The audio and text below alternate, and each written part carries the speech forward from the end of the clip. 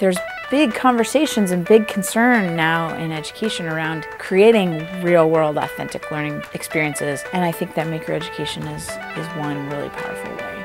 We had the pleasure of picking up the MakerTruck from Stanford and bringing it back here to SMU, which involved a cross-country road trip essentially. From Palo Alto, we drove to Las Vegas, then we drove from Las Vegas to Albuquerque, and then the next day we made it into Taos. And then after we left Taos to Oklahoma City, and then from Oklahoma City back to Dallas.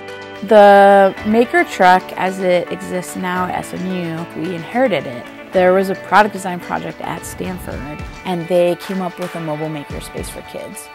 Katie Crumick, who ran the SparkTruck project at Stanford, went to SMU to direct their campus makerspace and to run design and hands-on education projects there.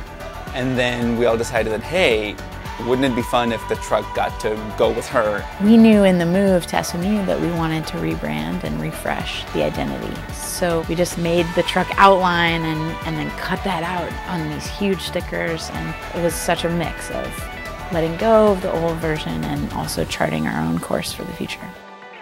We stopped in Taos to run several workshops because we couldn't imagine driving the MakerTruck across the country without stopping to make something.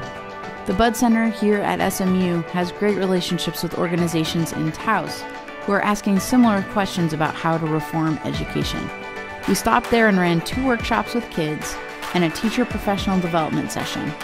We were excited to get to work with educators in Taos because that's our real focus, to help inspire educators to bring maker-based instruction into their classrooms.